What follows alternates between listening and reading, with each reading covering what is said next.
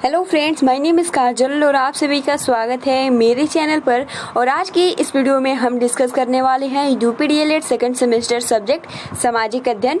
ठीक है।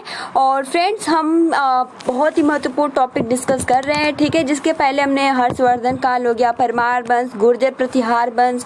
ठीक है। ये हमने महत्वपूर्ण टॉपिक डिस्कस कर लिया है। तो अगर आपने प्रीवियस वीडियोज नहीं देखे हैं तो सिंपल आप सभी को प्लेलिस्ट का लिंक कमेंट्स बॉक्स में मिल जाएगा सामाजिक अध्ययन का। आप बिल्कुल शुरुआत से देख सकते हो और अच्छे से नोट्स बना सकते हो। ठीक है फ्रेंड्स। और आज 11 बजे वाली प्लस 2 बजे वाली वीडियो नहीं आ पाई क्योंकि आज थोड़ा आप सभी को पता है कि आज थोड़ा फेस्टिवल था तो इसलिए टाइम नहीं मिला। तो चलिए फ्रेंड्स शुरू करते हैं। वीडियो को लाइक कर दीजिए और अपने फ्रेंड्स मित्रों को शेयर कर दीजिए। चलिए शुरू करते हैं। और चंदेल वंश के बारे में सबसे पहले तो पॉइंट टू पॉइंट हम लोग डिस्कस करेंगे। ठीक। तो देखिए फ्रेंड्स, सबसे पहले कि प्रतिहार साम्राज्य के पतन के बाद, ठीक है, प्रतिहार साम्राज्य के पतन के बाद बुंदेलखंड की भूमि पर चंदेल वंश का स्वतंत्र राजनीतिक इतिहास प्रारंभ हुआ। देखिए सबसे पहला पॉइंट यही पूछ सकता है कि किस साम्राज्य, तो प्रतिहार साम्राज्य का जब पतन हुआ तो बुंदेलखंड की भूमि पर, ठीक है, बुंदेलखंड की भूमि पर चंदेल वंश का स्वतंत्र राजनीतिक इतिहास प्रारंभ हुआ। और देखिए बुंदेलखंड का प्राचीन नाम जो था वो था जेजाक भुक्ति। जो बहुत ही महत्वपूर्ण ये है कि बुंदेलखंड का प्राचीन नाम क्या था, तो जेजाक भुक्ति था। ठीक है। उसके बाद देखिए चंदेल वंश का संस्थापक जो है वो नन्नुक है। ठीक है। 831 ईस्वी में। यानी ये महत्वपूर्ण पॉइंट्स याद रखना है कि सबसे पहले तो प्रतिहार साम्राज्य के बाद जो वंश की उत्पत्ति हुई या शुरुआत हुआ वो हमारा चंदेल वंश था। ठीक है। और पहले बुंदेलखंड का नाम जो था वो था जेजाक भुक्ति और चंदेल वंश के जो संस्थापक हैं वो नन्नुक हैं। ठीक है। जो कि 831 ईस्वी में किए थे। और इसकी राजधानी देखिए खजुराहो थी। बहुत ही महत्वपूर्ण खजुराहो से रिलेटेड प्रश्न पूछे जाते हैं। तो खजुराहो जो है वो किसकी राजधानी है, तो चंदेल वंश की है। ठीक है। और प्रारंभ में इसकी राजधानी कलंजीर यानी महोबा थी। यानी पहले, यानी चंदेल वंश के आप कह सकते हो पहले क्या थी, कालिंजर थी। लेकिन बाद में यानी अगर हम वास्तविक रूप से कहें तो इसकी राजधानी खजुराहो थी। ठीक है। उसके बाद देखिए थर्ड जो पॉइंट कह रहा है कि राजा धंग ने अपनी राजधानी कलिंजर से खजुराहो में हस्तांतरित किया। यानी जो पहले जो आपका राजधानी कलिंजर, तो ये भी प्रश्न पूछा जा सकता है कि किसने किया, तो राजा धंग ने किया। ठीक है। कलिंजर से खजुराहो में हस्तांतरित की थी। और फ्रेंड देखिए इसमें सबसे प्रतापी, जैसे कि हम हर एक टॉपिक में देखते हैं कि किसमें सबसे शक्तिशाली वैभवशाली शासक राजा कौन था, तो चंदेल वंश का प्रथम स्वतंत्र एवं सबसे जो प्रतापी राजा था वो था यशोवर्मन। जी हाँ फ्रेंड्स, यशोवर्मन जो था वो चंदेल वंश का प्रथम स्वतंत्र एवं सबसे प्रतापी राजा था। ठीक। उसके बाद देखिए नेक्स्ट पॉइंट कहता है कि यशोवर्मन ने कन्नौज पर आक्रमण कर प्रतिहार राजा देवपाल को हराया था। ठीक है। यानी हमने जब प्रतिहार वंश डिस्कस किया था तो बहुत ही अच्छे से डिस्कस किया था।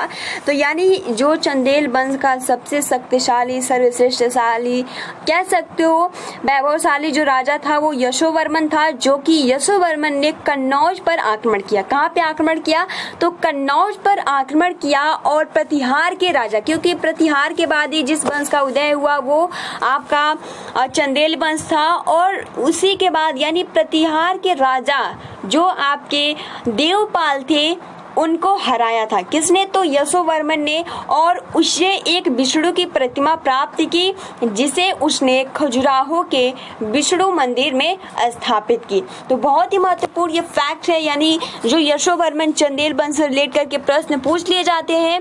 तो यशोवर्मन ने कन्नौज पर आक्रमण सबसे पहले प्रतिहार के जो राजा थे देवपाल उस पे किया और उनको हराया भी। ठीक है। उसके बाद क्या किया कि जब उनको हराया तो उनको एक विष्णु की प्रतिमा प्राप्त हुई।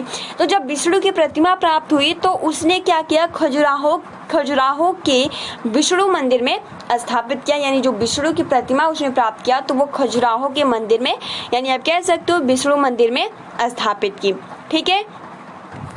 उसके बाद जो धंग था, धंग वही था ना जो कि जो राजधानी को उसने चेंज किया था।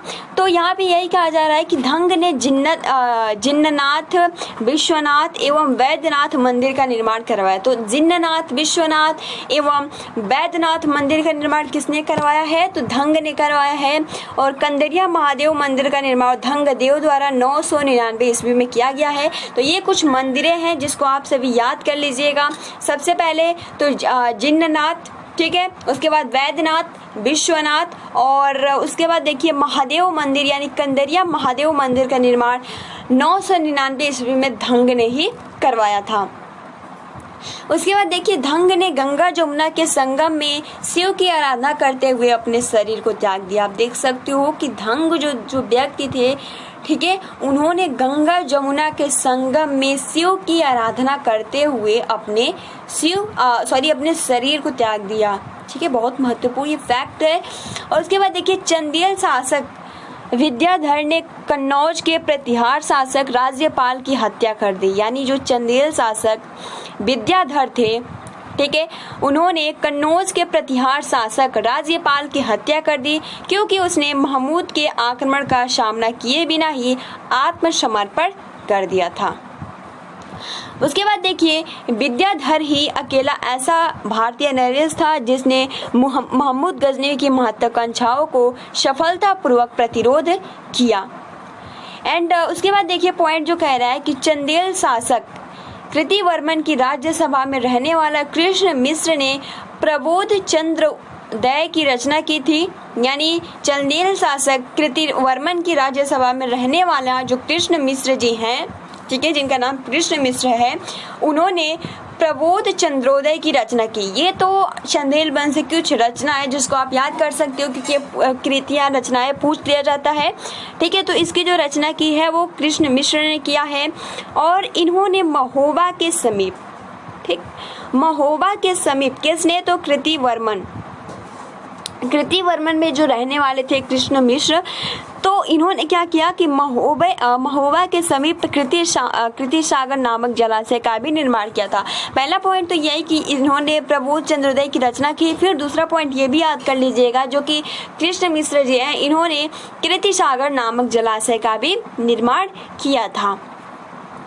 उसके बाद देखिए अगला जो पॉइंट कह रहा है कि आल्हा उदल नामक, ठीक है, आल्हा उदल नामक दो सेना नायक परमदेव के दरबार में रहते थे। आल्हा और उदल किसके दरबार में? तो परमदेव के दरबार में रहते थे और जिन्होंने पृथ्वीराज चौहान के साथ युद्ध करते हुए अपनी जान गंवाई थी। कौन? तो आल्हा और उदल। उसके बाद देखिए चंदेल वंश का अंतिम शासक कौन था? तो वही था परमदेव, जो कि 1202 ईस्वी में कुतुबुद्दीन ऐबक की अधीनता स्वीकार कर ली और उस पर उसके मंत्री अजय देव ने उसकी हत्या कर दी। तो इस तरीके से चंदेल वंश की शुरुआत होता है और इस तरीके से अंत हो जाता है। ठीक, चलिए अब कुछ विस्तार से देख लेते हैं इसमें। जैसे कि आपको बता दूं कि एससीईआरटी का जो बुक है उसमें कैसे दिया है। तो चंदेल वंश यहाँ यानी जहाँ आजकल बुंदेलखंड है, जैसे कि आप सभी को पहले पता है कि उसका नाम प्राचीन नाम में कुछ दूसरा था। तो यानी जहाँ आजकल बुंदेलखंड है वहीं पर चंदेलों की राजनीतिक शक्ति का उदय हुआ। यानी आप सिंपल याद कर सकते हो कि जो चंदेल वंश है वो बुंदेलखंड से संबंधित है ना। और उसके बाद देखिए खजुराहो जो थी वो उनकी राजधानी थी, जो कि उनका भी नाम चेंज किया था। तो खजुराहो उनकी राजधानी थी और इस वंश का सर्वप्रथम, यानी आप कह सकते हो कि चंदेल वंश का सर्वप्रथम या संस्थापक जो था वो नन्नुक था। ठीक है, उसके पुत्र जो थे जय सिंह अथवा जेजा के नाम पर यह प्रदेश जेजा भुक्ति कहलाया।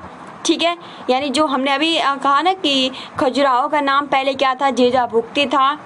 ठीक, और यशोवर्मन का पुत्र धंग, जिसने नाम ये चेंज किया था, यही चेंज किया था। ठीक है, और यशोवर्मन का ये पुत्र था धंग 950 से 1008 ईस्वी, यानी बड़ा प्रतापी एवं विजय सिद्ध हुआ। और प्रतिहारों से पूर्ण स्वतंत्रता एवं वास्तविक श्रेय उसी को दिया जाता है। धंग के बाद उसका पुत्र गंड राजा हुआ। उसने भी 1008 ईस्वी में महमूद गजनवी का सामना करने के लिए बनाए हुए संघ में भाग लिया। और इसके बाद देखिए विद्याधर ने भोज प्रमाण की कलचुरी कलचुरी गांगे की सहायता से तुर्कों को मध्य प्रदेश से निकालने का प्रयास किया और विद्याधर के उत्तराधिकारी कृतिवर्मा ने कलचुरियों को पराजित कर अपनी शक्ति सुदृढ़ की और चंदेल वंश का अंतिम शक्तिशाली राजा, देखिए यहाँ पे कुछ नाम चेंज करके लिख दिया है, आप इस तरीके से भी यानी आप परमार्दी या अथवा इनका परमल, यानी आप याद कर सकते हो कि अंतिम शासक जो था वो परमार्दी या परमल थे। और इसके समय में अजमेर के चौहान राजा पृथ्वीराज ने आक्रमण किया और कुतुबुद्दीन ऐबक ने कालंजर पर आक्रमण किया। तब परमर्दी या आप कह सकते हो कि परमल ने उसका घोर विरोध किया, किंतु अंत में उसे हार खानी पड़ी और इस प्रकार चंदेल राज्य वंश का अंत हुआ। तो फ्रेंड्स इसमें थोड़ी दिक्कत हो रही होगी आप सभी को याद करने में, बट अगर हम इसमें देखें तो बहुत ही अच्छे से दिया है, आप इसके थ्रू बहुत ही आसानी के साथ याद कर सकते हो, कोई भी प्रॉब्लम नहीं होगा। तो देखिए फ्रेंड्स, सबसे पहले इसमें हम आप सभी को कुछ महत्वपूर्ण तीन मिनट से ज़्यादा नहीं लगेगा, महत्वपूर्ण पॉइंट्स आप सभी को याद करना है। सबसे पहले आप सभी को यही याद रखना है कि प्रतिहार साम्राज्य के बाद जो साम्राज्य का पतन हुआ वो चंदेल वंश का प्रारंभ हुआ वंश, ठीक है। और यानी बुंदेलखंड का, यानी ये बुंदेलखंड से संबंधित जिनका प्राचीन नाम क्या था, तो जेजाक भुत्ती या जेजा भुक्ति भी कह सकते हो, है ना। उसके बाद देखिए दूसरा पॉइंट ये याद रखना है कि चंदेल वंश का जो संस्थापक है या कह सकते हो चंदेल वंश का प्रथम जो शासक था वो नन्नुक था, ठीक, जो कि 1831 ईस्वी में किया था और इसकी राजधानी जो खजुराहो थी, ठीक है, जिसका जो धंग था वो कालिंजर, मतलब शुरुआत में इसका नाम कालिंजर था लेकिन इसको हस्तांतरित किसने किया था, धंग ने किया था, जो कि खजुराहो नाम से प्रसिद्ध हुआ, ठीक है। देख सकते हो राजा धंग ने अपनी राजधानी कालिंजर से खजुराहो में हस्तांतरित किया था। उसके बाद देखिए चंदेल वंश का प्रथम स्वतंत्र एवं सबसे प्रतापी राजा कौन था, तो यशोवर्मन, यानी यशोवर्मन का ही पुत्र था राजा धंग, ठीक है। ये महत्वपूर्ण पॉइंट्स है। और उसके बाद देखिए यशोवर्मन, यानी जब आप सोच सकते हो कि जब यशोवर्मन था तो उस टाइम जो थी इनकी राजधानी जो कालिंजर थी, लेकिन जब बाद में उनका जो पुत्र हुआ वो खजुराहो में हस्तांतरित कर दिया, ठीक है। और यशोवर्मन ने कन्नौज पर आक्रमण कर प्रतिहार राजा देवपाल को हराया तथा उसे एक विष्णु की प्रतिमा मिली जो कि खजुराहो के विष्णु मंदिर में स्थापित की। उसके बाद देख सकती हो धंग ने, जो कि यशोवर्मन का पुत्र था, ठीक है, धंग ने बहुत सारी मंदिरों का निर्माण कराया, जिसमें जिन्ननाथ, विश्वनाथ, वैद्यनाथ, कंदरिया महादेव मंदिर का निर्माण 999 ईस्वी में कराया था। और देखिए फ्रेंड, धंग ने, यानी जो उसका पुत्र था यशोवर्मन का, उसने गंगा जमुना के संगम में शिव की आराधना करते हुए अपने शरीर को त्याग दिया और चंदेल शासक विद्याधर ने कन्नौज के प्रतिहार शासक राज्यपाल की हत्या कर दी, क्योंकि उसने महमूद के आक्रमण का सामना किए बिना ही आत्मसमर्पण, ठीक है। और विद्याधर ही अकेला ऐसा भारतीय नरेश था जिसने महमूद गजनवी की महत्वाकांक्षाओं की सफलतापूर्वक प्रतिरोध, या आप कह सकते हो कि उसमें उन्होंने आवाज़ उठाया। और चंदेल शासक कृतिमान की राज्य सभा में रहने वाले जो कि कृष्ण मिश्र, जो कि प्रबोध चंद्रोदय की रचना की, और इन्होंने महोबा के समीप कृति सागर नामक जलाशय की भी रचना की है, तो कृष्ण मिश्र ने। उसके बाद देखिए आला उदल, ठीक, इससे भी महत्वपूर्ण पॉइंट्स, यानी आला उदल नामक 2 सेना नायक, यानी जो आपके जो आपके चंदेल वंश के अंतिम जो शासक थे, जिनको जब हम उसमें देखे थे तो उसमें बस था परमर्दी या परमर्दी देव भी कह सकते हो, ठीक है। परमर्दी देव के दरबार में रहते थे आला उदल, जो कि पृथ्वीराज चौहान के समय के साथ युद्ध करते समय वो अपनी जो जान है वो गंवा दी थी।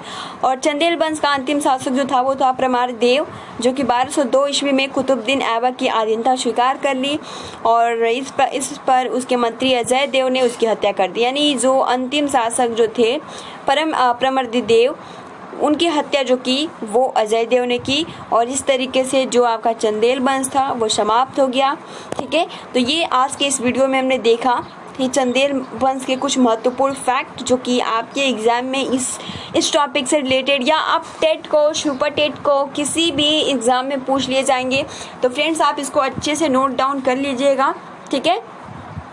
तो आज के लिए इतना ही, वीडियो को लाइक कर दीजिए, मिलते हैं 9 बजे वाली क्लास में, ठीक है। तो आप अपना अच्छे से स्टडी करते रहिए और जितने भी महत्वपूर्ण फैक्ट है आप अपना कॉपी जरूर खरीदे होंगे और इसमें से अच्छे से नोट्स बनाते रहिए। तो फ्रेंड्स आज के लिए इतना ही, मिलते हैं 9 बजे वाली क्लास में। Thanks for watching, take care and best of luck.